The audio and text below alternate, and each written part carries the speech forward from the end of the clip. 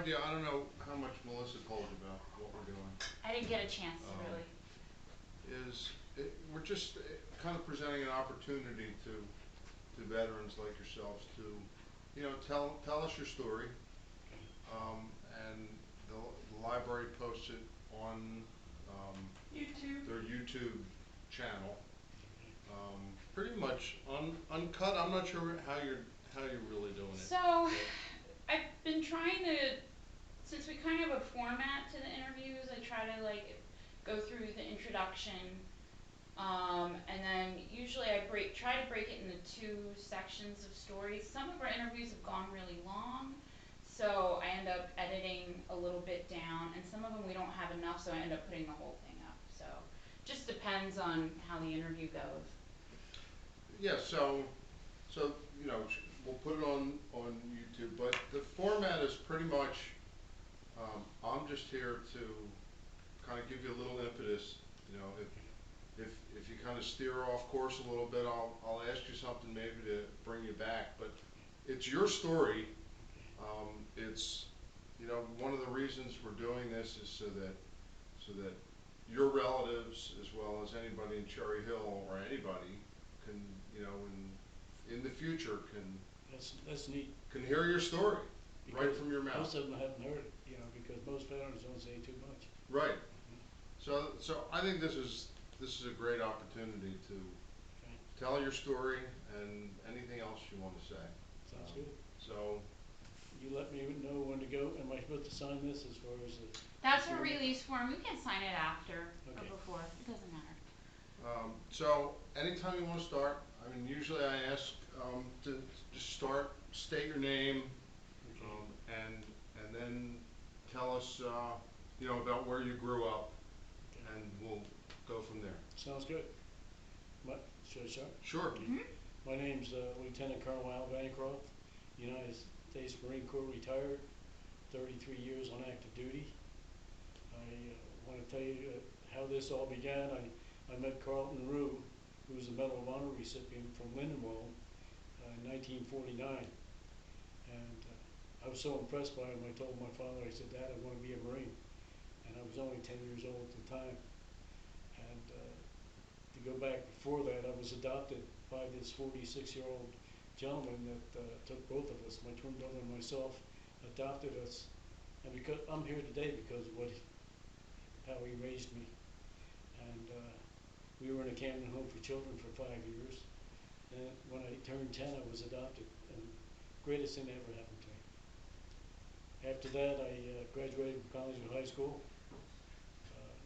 I knew I had promised myself I would join the Marine Corps because I was just so impressed. So I joined the Marine Corps and got my twin brother Art to go in there with me. In June 28, 1958, we were at Parris Island, which is not the same as Paris, France. It's definitely tough training because they train you to be Marines. And it's tougher when you have a twin brother in the same platoon. And it was lucky for me that I was about inches better than he was. So he got the not beatings, but the hard, what do you say, the harder discipline than I did. Because I was faster than he was, I was stronger. But he got back at me with pugil sticks, which are the sticks that you fight one another. Mm-hmm. He whooped the heck out of me. And that was his way of getting back, so he enjoyed that.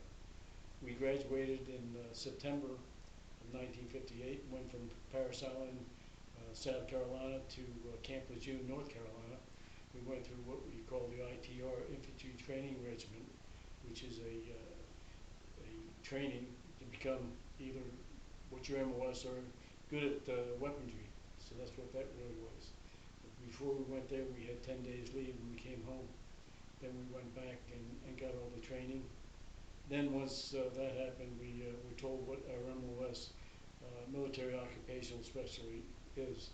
I signed up for combat correspondence since my father owned a retrospect in Collingswood, and I had some experience with that. And, you know what they say, you never get what you wish for, so I became a heavy equipment operator.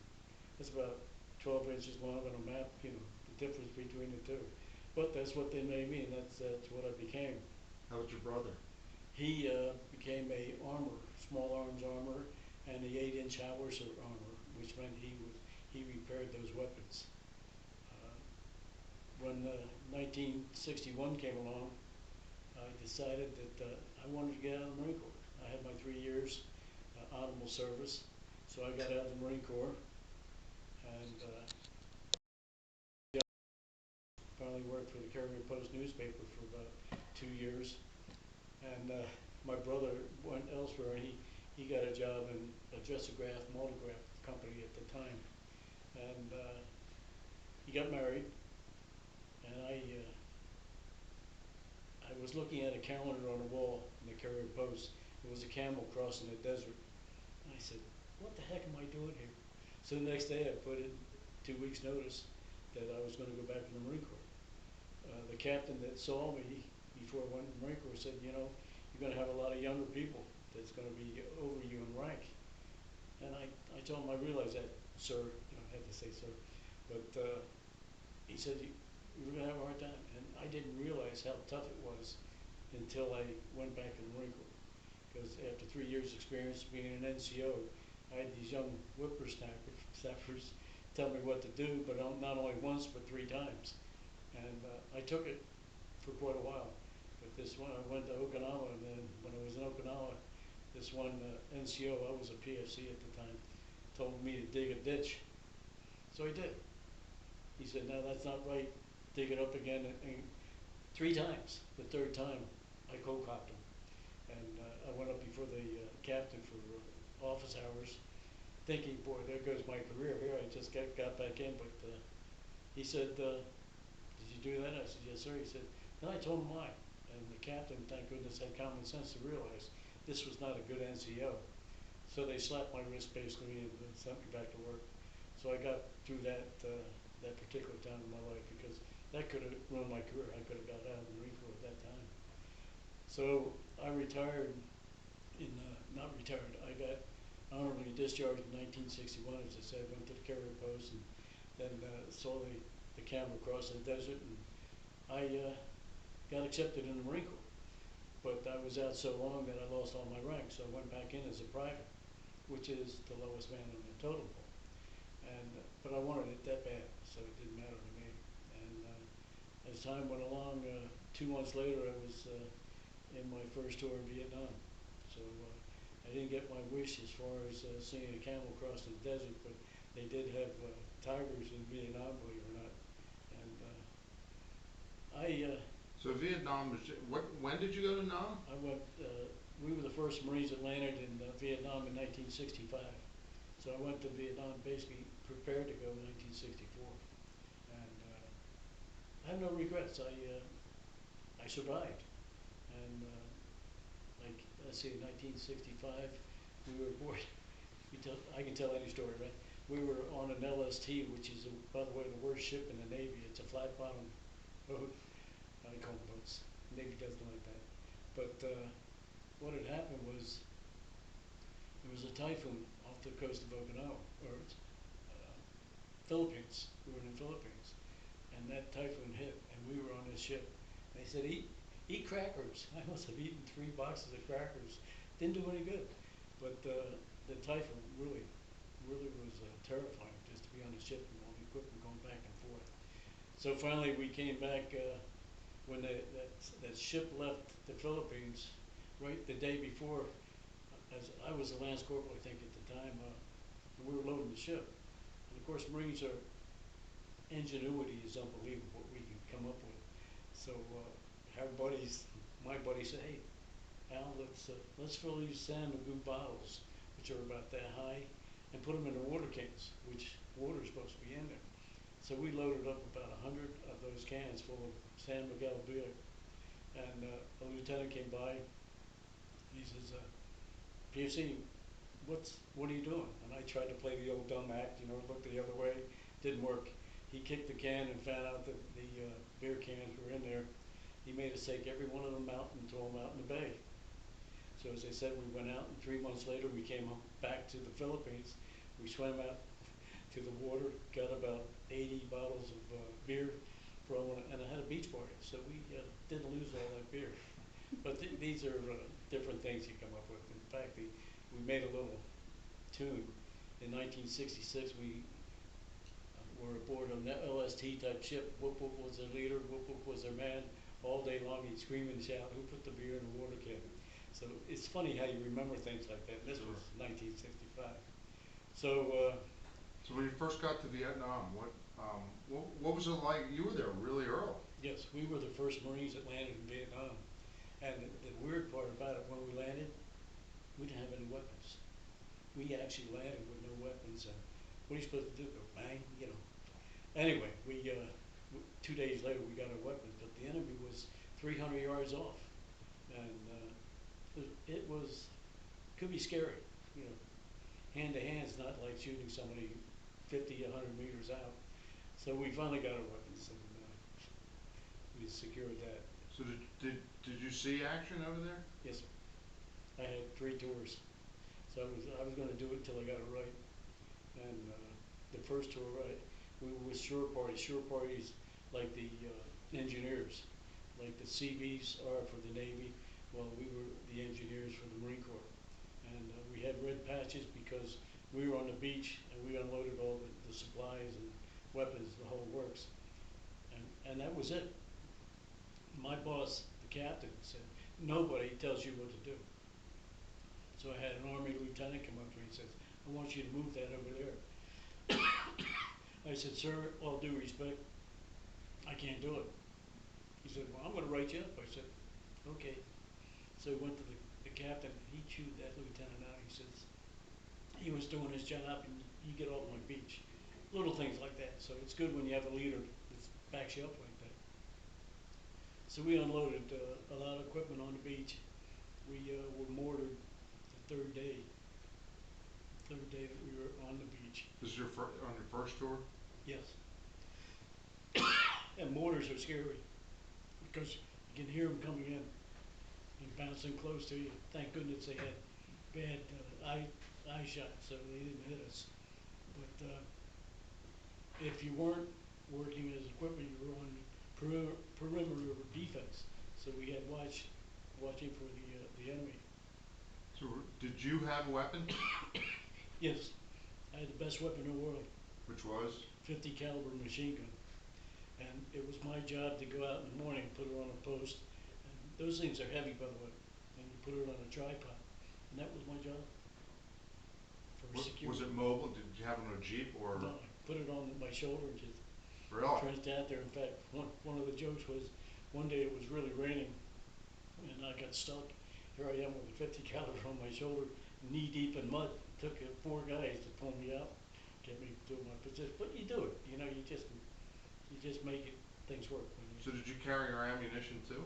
Gun and ammunition? Right, I actually had slung over my shoulders and that one can. So I had a can of ammo and just walked out. It's amazing what you can do. How much did that all weigh, do you think? Too much. It had a lot of weight. You know, the weapon alone is, what, 20, 25 pounds at least. But that's what we did. And we secured the area. Our job was to make sure that the troops got the beans and bullets, as you say. A lot of Marines consider, you know, combat Marines, they don't consider us combat Marines because we're on the beach and we have tents and stuff like that, but we did as much work to protect them. And the saying was, it takes 9 Marines to support 1 Marine combat Marine in a combat situation. So over the years, I felt bad that I wasn't actually in, you know, patrols and things. I volunteered for them later as my second, third tour, but I felt bad like I wasn't doing my job. So I think that's why I kept on volunteering in the back. I volunteered all 3 times. The third time they said that the Marine Corps directive stated that you have to wait 2 years before you can go back with your 3rd tour. So that was 1967, 67, I was back in the States. 1969 came around 2 years later, my orders came. I was single at the time when this all happened. But after that, I had gotten married in 1968, and my daughter was 4 weeks old, and I got a nice letter saying, congratulations, you're going back to Vietnam. That was my toughest tour, because you had family, you know, back in the States. Right. It was really tough. Did you still want to go on that third? There was no doubt about it. I volunteered. I was a Marine. I was going to go. I mean, it was hard on my wife, but you do what you have to.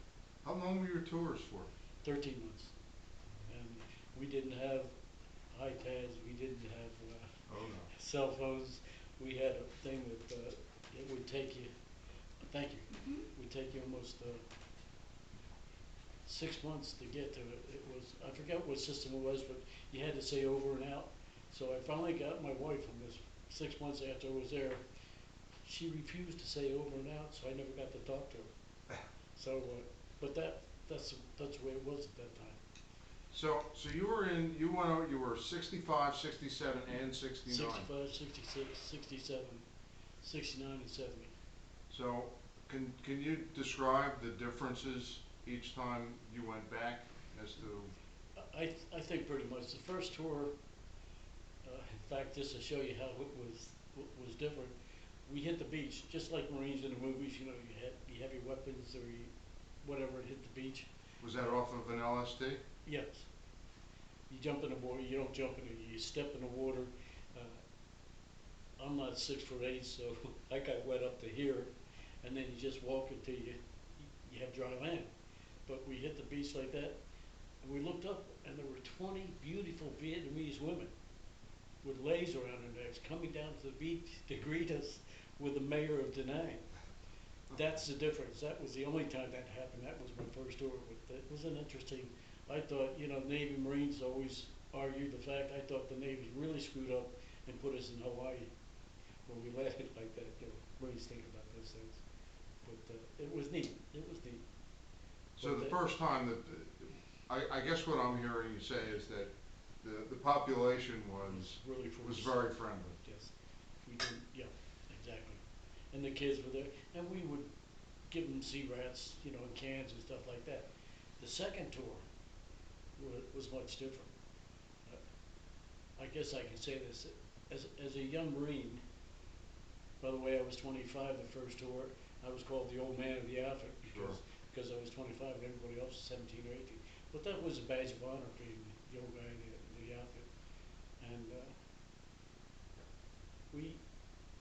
you get a feeling of camaraderie, just like the Marines today in Afghanistan and Iraq. They get a leg burn off, they get hurt, they want to go back.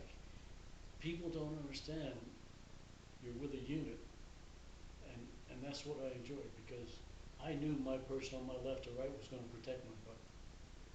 And so anyway, I got home in '66, and I didn't like barracks life. Barracks life was too confusing. So I volunteered right away to go back overseas. Took me about 30 days, so I was on my way back in the end of '66. And this time I landed. I was in Danang the first tour. I was in Chu Lai the second tour. And which is where? Okay, Danang's up here, Chu Lai's down here, and we're the I Corps area in Vietnam, along the coast of Vietnam. So the second time you were much closer to Saigon. Yes. And when I went back, as I said, I was single, so it didn't bother me. I didn't have anybody really to worry about me, or vice versa, you know, no family and thing. So Chu Lai, when we were there in support again, and we did our job. And I do it again. So I came home in '67, but while we were there, I have to tell you, in '66 and '67, we established an orphanage for Vietnamese kids. And we had a Girl Scout campfire girls from Portland, Oregon, sending supplies over. What I'm getting at is, they asked me to come see them when I came home. As I said, I was single, I didn't have to get home right away. So I stopped off in Portland, Oregon to see this campfire girls that had sent all the supplies for the orphanage. And I found out that one of the mothers of the girls have written a book, and the book was entitled "The True Heroes of Vietnam," and it had my picture on the front page. Wow. Meaning that she was really religious and she was really trying to help, you know, the I was surprised, you know, when I saw it, I said, hey, that's me. But, and we met one time, as I said, when I went to Portland, Oregon. I stayed there, I was supposed to be one day. I stayed about 4 days. Meanwhile, my family's still waiting for me to come home, but, you know, hey, I'll be there when I get there. Sure. So we had, that was neat, because they did a great job, and because of them, the orphans had something. So then I left there and went home to New Jersey, and had about 20 days leave. Excuse me. And first thing, my brother had a party for me. So we had a party. Really neat. He lived in Oakland at the time. Still lives in the same house in Oakland. And this girl came up to me and says, I hope you don't mind, but we're engaged. Yeah, here I am, a Marine, just getting home from Vietnam. I don't want to be engaged. She says, well, we're having our engagement party Saturday, which was a couple of days away. So I had a sense of humor. I said, hey, fine, I'll go. So I went to the engagement party, played the whole role, and 2 weeks later I broke up. I wasn't ready to get married. But the friend of mine that came home with me ended up marrying me. So I think he's still mad at me. But she was a nice girl. It was just, I wasn't ready to get married. So I was home on leave. So this is 67. And then I met a Marine sergeant overseas before I came home. And his name was Frank Yensel.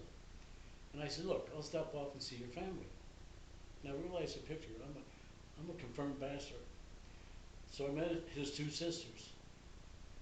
So a year later I ended up marrying his older sister. So we've been married for 45 years now. And where were they from? They were from Belmar. Okay, so they're local. But he was young. I was 8 years older than he was. And I was more or less a fatherly figure for him. They said, hey, take care of him. And I did. He had the toughest job in the Marine Corps. He had a weather balloon outfit. He had his own hooch, you know, own hut. He had TV. He had a refrigerator. Hell, I'd go over there. I looked muddy. I looked like I just came out of hell.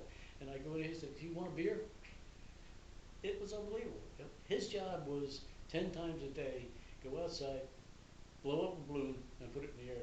That was his job. And see what direction it blows. Really tough job. But that's what happened. In fact, they went home and ended up marrying his sister. So what were your quarters like when you were in Vietnam? We had what you call a jungle hooch, you know, with the wooden floor and the canvas over the top. So it wasn't too bad. It was. Did you guys build them? The Seabees built them for The us. Seabees built them. Seabees we get along with the Seabees because we have a lot in common. In fact, my second tour I went on in '67. I went on R&R, rest and recuperation. I went to Kowloon, China. What a time! I mean, you get 5 days, and the first night I sat at the bar. I set up 7, 7, and 7 because it sounded pretty good. So I drank all those, and then I went to my room, plush room. I couldn't put the key in the door, so I ended up sleeping outside the door until the next morning. What a waste! Anyway, we had a good old time. That's what R&R is for, to relax and take a break. Sure. And I definitely did that. So most of where you were stationed was on the beach or close to the beach? Close to the beach because of the. So you were always unloading ships? Yes. Not planes? No. And volunteering, you know, volunteer is not a good word, but you don't volunteer. But Marines happen to volunteer. I went out on a couple patrols because, again, I felt like I wasn't doing enough just being supporting the troops. I felt that I had to do a little bit more. And luckily it worked out. Came off a patrol one morning. We came in from night. It was about 6 o'clock in the morning. I was leading a squad. All of a sudden, I fell in a fire. My rifle tip tore it from here to here, and all because they changed the positions before we got in. But anyway, I survived that, and I had a broken ankle, the same incident, but I stayed there. So So by your third time back in '69 when you went back, how different was it then? By that time, this country, you know, there was a building anti-war movement here. and So how did that play into your life? well, I was a Marine, and I could care what they were saying back in those days because I felt I was doing the right thing. I mean, when you join the service, you don't whip out and say, "Hey, I want to go to Canada," like people did. But and you know, you have your agency. Even in the Marine Corps, you have your agency. If you make the wrong choice, you get locked up. But I just felt that I couldn't believe what was going on back in the States. So did any of that transfer to, or did you notice any of that transferring to any of the guys in Well, we Vietnam? talk about it, of course, and some would say, "Hey, man, what's happening? You know, we're here to defend our country, and our own people are going against us." And that was the majority. I didn't really have anybody in my outfit that was going against that. And a lot of people know we had a lot of problems over there. We had a Black Panther outfit with, I got to tell you this story. This is a good one. You won't believe it, but I'll tell you anyway. A lieutenant was on, he was the officer of the day. I was the deputy officer of the day as a staff sergeant. And the lieutenant says, "Bancroft, I want you to go in and break up that meeting." It was a Black Panther meeting of all Marines too, by the way. So I walked in the hut, and I pulled my .45 out. And I said, "You have exactly 10 seconds to get the hell out of here." And within 8 seconds, everybody left. There must have been 15, 13 of them left. There were 2 left that stood there staring me right in the eye. He said, "Hey man, what are you going to do about it?" I said, "Well, I'll tell you what, I've been told to get you to disperse." "Hey man." Then I cocked my pistol. That scared the hell out of this one. He almost turned white with fright. And then he left. So I had the leader back in there. And he just wasn't going to go.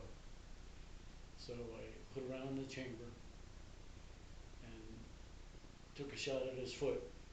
I hit it. He said, "You can't do that." Well, he wouldn't leave, so then they took him to the infirmary, you know, the medics. But he would not leave. And I was doing what maybe I went a little overboard, but he wasn't going to leave. And he would attack me if anything else. So anyway, the next day, I had to go see the colonel because I shot somebody, and I thought, there goes my stripes. You know, I made staff sergeant, and I went into him. "Bancroft, tell me a story." So I told him the complete story. He said, "Well, you know, I have to do something." And I said, "Yes, sir." He says, "I'm going to charge you 25 cents for the round, and I'll get the hell out of my office." So that wasn't too bad. I paid 25 cents for the round. On my way out, he says, "And by the way, Staff Sergeant, tell that lieutenant to get in my office." And I know that lieutenant got his butt chewed out. First of all, he sent me in. I wasn't the senior person. He should have been there with me. But anyway, that's one of the many stories that people don't hear. And I don't regret it because we do what we have to do. So, and this was in your third tour. That was my third tour. So when did you finally leave? I left in, I think it was July of 70. April or 70. It was April. It seemed like I went over there every month of April. So probably April, May of 70. Of 70. Where were you stationed on that third tour? Okay, there's a place called Hoi An, which was south of Chu Lai. So we have Danang, Chu Lai, and Hoi An. So you were way down. Yes, sir. Way south. We were there to support the 7th Marines. And it was an interesting tour. So when you came home, then what? You had a kid and a wife, one kid? Yeah, a daughter who was 4 weeks old when I left. When I came home, he was almost 13, 14 months old, and she wouldn't speak to me for a year. She didn't know who I was. But I tell everybody after that, now I have a hard time keeping her from talking. But that was a sincere thing that was hard to take when you go home and your own child won't talk to you. So what did you do when you came home? Okay, For work? okay, I had 30 days, leave, took the leave first, then, I became an instructor at Courthouse Bay, which is an engineer school in the Marine Corps. So I instructed out there for quite a while. Still as a Marine? Yes, yes. And that's how your rank was Lieutenant Colonel? No, I was a staff sergeant then. Still enlisted. And then I was an instructor for 2 years. In 1973, I got sent to South Bend, Indiana for I&I, inspector instruction duty. Cold. I thought it was cold here. It gets 50 below now. So anyway, I was there. As a staff sergeant, I replaced a Marine that had been killed working on a piece of equipment that crushed him to death. And you don't ever want to replace somebody like that because the rules and regulations get so tight that. But anyway, I survived that, and I got selected for a warrant officer when I was at South Bend, Indiana. Which is what? I don't know what Okay, warrant you go officer from does. warrant officer's the first commission rank. You go from I went from staff sergeant to warrant officer, WO1, and then which was neat. I went to engineer school as an officer. And then when I graduated #1 in the class. I got promoted to lieutenant LDO, limited duty officer. And they said when you're a limited duty officer, you don't have a command. That's crazy. I had 3 companies, and it was the best job I ever had. Working with people who are Marines, and I'd say the Army does it too, but I mean, having a company of 120 men and women, their job is to protect you, and they did. I didn't make my rank because of me, I made it because of people like that. And they call the LDO status, we're called Mustangs, because we went from enlisted to officer. I love the title Mustang, I think that's great. So were you still out in Indianapolis at this point? No, in fact, I was only there 7 months, and once you get promoted, you have to go to school. You don't actually get promoted right away. I had to go to Quantico, Virginia, and go through another boot camp, a warrant officer boot camp. Graduated from that, then I was sent out to California. And where's your family this whole time? They with you? Or Once I left to here? go from South Bend, Indiana, they came home to New Jersey. My wife went home with her mother and stayed with her mother. So that helps to have mothers in that case because, it's crazy moving all the time. And That can be tough for both of you. that's why marriages don't work out too well in a lot of cases in the service, especially drill instructors. The divorce rate for drill instructors is something like 98%, because they're young women, never see their husband because they work something like 22 hours a day. So, and that's a proven fact that's what the divorce rate is for. I was never a drill instructor, thank goodness. That's the reason I'm still married. But I enjoyed every bit of what I did in the Marine Corps. I went to California, became as I said, I was a first lieutenant. Went to the 11th Marine Regiment, which is an artillery regiment, and they made me the safety officer, little bitty jobs officer. When you're always at the lowest rank, you get all the little bitty jobs. One was safety officer, and thank goodness I had the foresight to take that job seriously, because after I was there a month, there was a fire and destroyed a whole building. Of course, who do they come to? They come to the safety officer, and what happened? I had documented everything that was wrong with that building. Nobody took action on it. The thing that saved my butt was the fact I had it documented. You learn to do that in the service. So you spent your entire working life then in the Marines? In the Marine Corps, up until 1991, when I retired, and I had over 33 years. And I'm still working. I'm working with Veterans Affairs, so I'm still with the vets. So it's really great. My wife wanted to get back to the East Coast because her family and everything else. Here we were in California, and I made captain in 1977, Well, in 1982, I was passed over for major. And when you get passed over twice, it's called the kiss of death because you'll never go anywhere. You usually have to retire. But I had a good background because my permanent rank was CW04 at that time. So if I got shafted, excuse the expression, from making major, now I could go back to CW4, which is the best rank in the Marine Corps. But it didn't happen that way. What happened is I put some paperwork in, asked him why. Then I found out that this lieutenant colonel had been passed over for colonel, and he was taking everybody with him. He was literally putting it on the fitness board. One bad comment on the fitness board, your career is over. So fortunately, they found out he was doing this. I had a young lieutenant in my outfit out there when I was a captain. Best lieutenant in the world. He said, sir, if this is going to happen, because same thing happened to him, he got out. He got out. The Marines lost one of the finest officers I ever saw because of somebody revenge, you know. So anyway, we left California, trying to think exactly when. My wife got her wish to go back to Camp Lejeune. So I reported to Camp Lejeune. I was, at that time, a captain, still a captain, because this had all happened, you know, with this major promotion thing. They took the bad fitness report out, so the next year I'm up for it, and the next year I made it. But before I did that, I was assigned to Engineer Support Company in Camp Lejeune, which is a company. And boy, that's the best job that anybody ever can have, having a company and leading men and women. So this Lieutenant Colonel, when I reported it, he says, what do you want to do, Al? And I said, sir, what do you have available? He said, well, I have a company here. When he said that, I said, don't go any further, sir. I'd love to do that. And we did that. And he made me the company commander.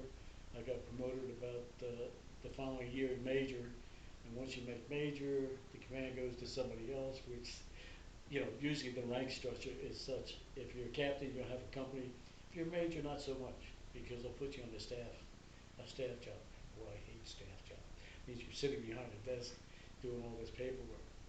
But anyway, So can you turn down a promotion, or? oh no, you wouldn't want to do that because then your career's over then. Oh.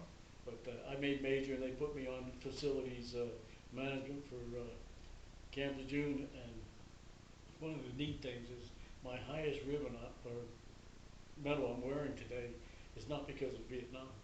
It's because of Desert Storm. I was assigned to put 30,000 reserve Marines up on the base. And because the way in which I did it, it worked out great. They awarded me the Legion of Merit. At Lejeune? Yes.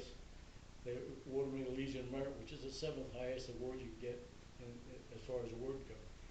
But it's weird how that happens. You know, 3 years in Vietnam, I didn't get as much as a scratch, no Purple Heart or anything, but I come back and you have good cases too. Like I had one lieutenant colonel that didn't like, I was lieutenant colonel by that time. By the time the general told me, he says, Al, it's in your hands. I don't want to hear any problems. Of course, this one lieutenant colonel was raised in hell. He says, I won't sleep in that barracks. And I had to say to him, I said, sir, actually you have two choices. One, you sleep in a barracks, or I'll put your butt out in the parade deck in a tent. Then didn't hear anything after it. But the general said, you know, when he says you get it done, you get it done. Fortunately, I had enough skills to do that. So, and then 1991 came by. By the way, it took me 28 years to make lieutenant colonel, so it wasn't a quick rank for me. But I retired in 91, stayed at Camp Lejeune, became a facilities for a beach area. It's weird. There were 5 different condominiums, and I was in charge of 5 of them. You know how much I was getting paid? $5 an hour. I was working around the clock. It was worse than my combat, you know, and my wife didn't like it either. But my boss at that time said, well, you're retired. You get retirement. We don't have to pay you anything else. Well, I put up with that for 5 years. And finally, I had enough. I said, hey, I want to do something else in my life. He turned around to his secretary and hired her for my position, and that was it. Then my niece, this was 1997, years had passed, 1996, 7. My niece said, hey, I got a great job for you to manage a hospital, be maintenance, not maintenance, but administrative person for 60,000 a year. I said, hey, that sounds pretty good. So I left my wife and the kids down there. I came up here 2 days before I got the job. It fell through. So here I am up in New Jersey. My wife said, when are you coming back? I said, when I get a good job, I'll let you know. 2 years. I was up here working, delivering pizza, odd jobs. My dad said there's always a job, and I believed, and that's what I did. And I finally met Jim Beach, who was the Camden County, one of the Camden County officers. Yeah, he's a great guy. And his dad was even greater. He's the one I told you was World War II Marine. He said to his son, he said, if you don't hire that colonel, you're crazy. So 4 hours later, I got a telephone call. And we were at Lee and Eddie's pizza place in Oak Glen. And he said, would you like to work with me? So I went in for the interview. This was Friday. I went in for the interview Monday. And I've been with him, working on 17 years now. But his office is right down the street on 70? Yes, yes. So I've had a great life. So I wanted to ask you, the medals that you have, I mean, they're certainly impressive. Well, can you tell us some of I of just what want to some let of you them know are? that I wasn't in it for the medals. When I got my first one, I said, wow.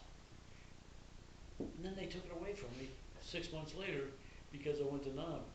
You had a choice of getting the Armed Forces Expeditionary Medal, which I was awarded, and it was awarded to me.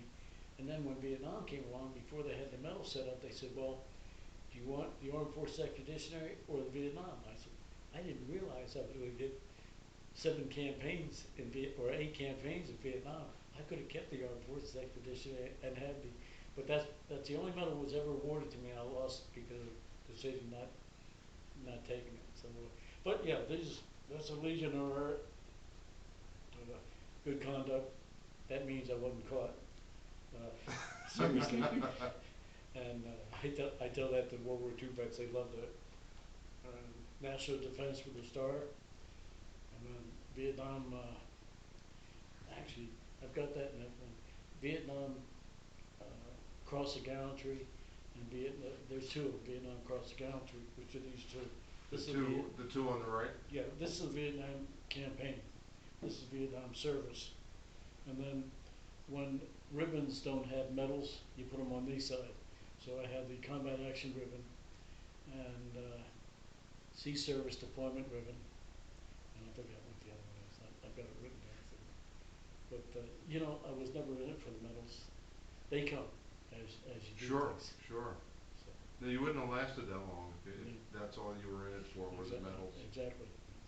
So, just in closing, any final words? I mean, it sounds like you lived a fulfilling life. I've had the greatest life anybody could expect. Going from the Camden Home for Children to the age of 5 to 10, being adopted, joining the Marine Corps. I've had the perfect life, and I do it all over again. In fact, I have to tell you, when I went back in 1964, I said, well, let me check the Air Force out. Don't tell anybody who said that. But I checked the Air Force out, and they said, you're not smart enough. I said, you've got to be kidding me. I had 3 years in the Marine Corps. I said, well, guess what? I'm going back to the Marine Corps. They accept people who aren't as smart as you. But my older brother, Woody, had 20 years in the Air Force. He lives in Georgia right now. So I'll tell you, I just had the perfect life. And I do it all over again. And I appreciate you all listening to me. Thanks for telling your story. It was great. Can I tell you one more? Sure. Okay. We were on the island, one of the islands off Danang or Chu Lai. We were building a water pit, to have fresh water.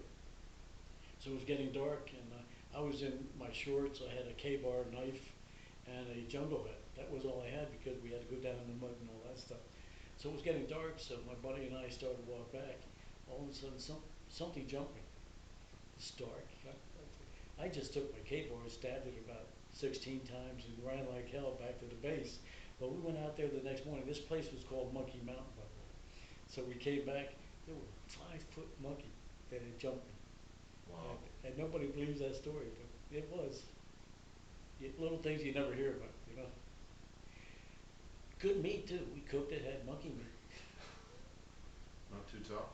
No, a little sinewy, but other than that, it's surprising what we do. Again, I thank you for giving me Oh, the thank you, opportunity to it be was here. great, it was great. All right. I have nightmares about monkeys now. Oh, yeah? Jumping up, yeah. What's that? One of the other gentlemen that we interviewed talked a lot about the wildlife that was in Vietnam He too. had They had snakes and tigers. Yep. and tiger. I saw a tiger. Thank goodness, not too close. And a lot of snakes. A lot of snakes. I don't like snakes. I don't like snakes even You a know, little bit. we always had to go through a 3-day training course before we went to Nam, so I went 3 times. We caught a rattlesnake, and I'm not telling you, it was from here to the end of the table, about that. That fed a good platoon of people once we caught that, because what they do is give you a sock of rice, hard rice, and an orange, and that's supposed to last you 3 days. Well, the first 6 hours it was going, you know, so you had to throw rocks at rabbits and catch other things. So that snake was a huge thing. The jungle training? Yes. Yeah. You just send you out and see you in 3 days. But as I said, we have the greatest country in the world, and I'm proud to have been part of the history of America. And I do it all over again. At 74. Hoorah. As we Marines say, hoorah. Yeah, I worked with a guy who was a Marine. Is that right? Yeah. He's got all the decals on his truck and, you know, Semper Fi all Yeah. over the place. My wife said to Good me, guy. my wife said to me one time a couple years ago, when are you going to stop being a Marine? I said, dear, don't ask me that question again. You should know better than that. But I had decals on my matrix, like that, my past matrix. By the way, my 25-year-old granddaughter came up to live with us 6 months ago. She got my room, she got my car. 2 days after Christmas, she totaled my car. Fortunately, she wasn't hurt, just the airbag. Totaled the car. I'm not letting her drive my 2011 Camry. That's mine. This is your niece? This is my granddaughter. Your granddaughter? Yeah, granddaughter. She's going to school. She's working. But young people. I hate to say this, but young people today don't have a direction. I mean, my granddaughter does, but she thinks she's going to get it right away. You know what I mean? I mean, we're paying. I drive her to work twice a day. She works for AAA over by Cherry Hill. But you know, it's just It's a different world. it is. It is. You know, I'm close to you in age. You've got me by a number of years, Yeah. but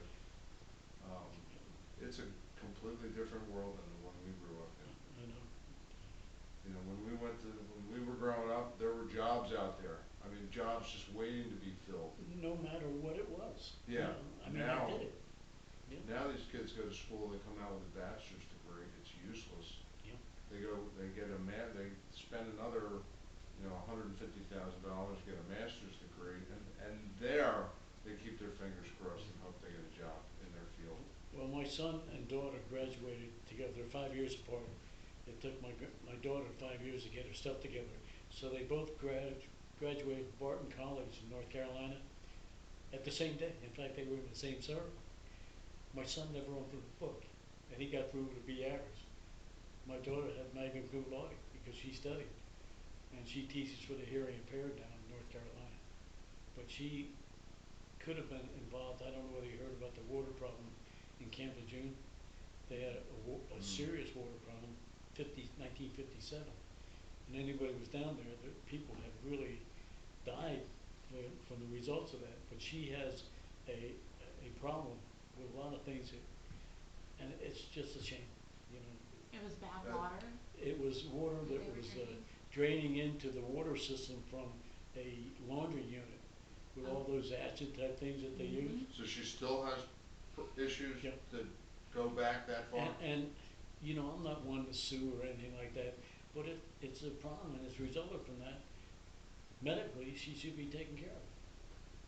But anyway, it's a great world and I'd love to be alive. And again, thank you. And, I'm gonna call that gentleman, by the way, that, was supposed to. Oh, that Valerie mentioned on the email, yeah. Because when I talked to him, he was all enthusiastic about it. So. He was a Marine also? No, I think he was Army Army. Air Corps, I think, World War II. World War II? Yeah. I love talking to those guys, they've got some good Oh, stories. man, they got great stories. And I'm you the would- same way, I'm a World War II nut. Yep, I am, I'll tell you. And when I present medals to them, it's just, they can't believe it. You know, we have the Camden County Military Service Fund. And just a little piece of metal like that changes their day, changes their life. Because, hey, thanks for your service, stuff like that. Where do I sign? Oh, okay, wait a minute. Yeah, my dad was in World War II, and Is that right?